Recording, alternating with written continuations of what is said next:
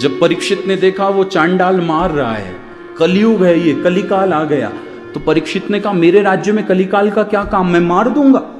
खड़ग निकाली और कलयुग को मारने दौड़े। कलयुग ने चरण पकड़े, प्रभु मैं शरणागत हूं, आप मेरी रक्षा करो, मैं आपकी शरण में हूं, मुझे मारो मत, जीवन दान दो। परीक्षित कहते हैं मैं तुम्हारा क्या करूंगा, तुम में सब अवगुण है, यदि तुम मेरी शरण में आए हो और शरणागत की रक्षा करना राजा का कर्तव्य है, तो मैं तुम्हें जीवन दान तो देता हूं, पर मेरे राज्य में नहीं रह सकते, राज्य से बाहर चले जाओ। कलयुग कहता है पूरी पृथ्वी पर आपका राज्य है, मैं कहां बाहर जाऊंगा, पूरी पृथ्वी पर आपका राज्य है, मैं कहां जाऊं बाहर। तब परीक्षित कहते हैं फिर तो मैं तुम्हें नहीं छोड़ूंगा, क्योंकि जब से तुम आए हो अधर्म बढ़ गया है, असत्य आ गया, विलासिता आ गई, तप चला गया, हर कोई विकारी हो गया है, वासनाएं बढ़ती जा रही हैं, विकार बढ़ते जा रहे हैं, कलयुग का प्रभाव बढ़ता जा रहा है, मैं नहीं छोड़ूंगा। कलयुग कहता है महाराज आपने मेरे सारे अवगुण गिनाए, लेकिन मुझ में एक गुण भी है, बहुत बड़ा गुण है, और एक गुण ऐसा है जो सारे अवगुणों से ऊपर है, सारे अवगुणों से। कल कथा के बाद रूम में हमारे रामनगर से आए ना बहुत मेरे प्रिय कुलदीप जी और माता जी, हम साथ मिलकर चर्चा कर रहे थे इसी बात पर। हर व्यक्ति के भीतर यदि देखना चाहें तो हम पॉजिटिविटी देख सकते हैं, और हमने इस चर्चा में केकई और रावण में भी पॉजिटिविटी देखी। हर एक में पॉजिटिविटी मिलती है, और कई बार ऐसा होता है कि हम जो नहीं चाहते, हमें जो अच्छा नहीं लगता, सामने वाला वो कर्म करता है जो हमारी दृष्टि में गलत है, लेकिन भैया उसके पीछे कोई ना कोई कारण जरूर होता है।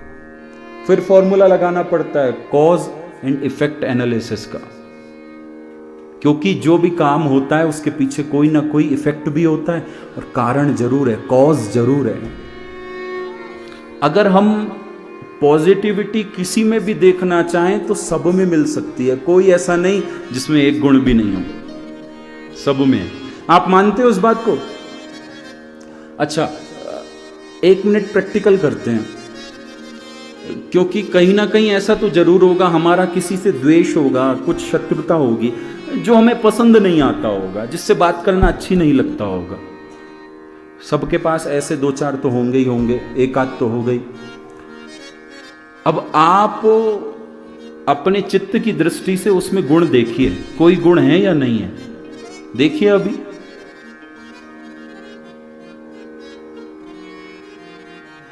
सब में मिलेगा। अच्छा कोई ऐसा है जिसमें गुण नहीं मिला, हाथ खड़ा करना ईमानदारी से। कोई हमारा ऐसा था जिसमें गुण नहीं मिला?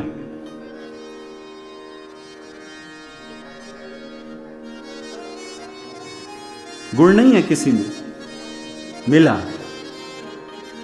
तो भैया कहने का भाव व्यक्ति कैसा ही हो, हमारी समझ में आए ना आए, लेकिन गुण उसमें भी है, कुछ तो है। अब देखने की उपाधि हमारी है, किस दृष्टि से देखते हैं। कलयुग परीक्षित राजा से कहते हैं आप बढ़िया से बात करो, कथा बाद में होगी।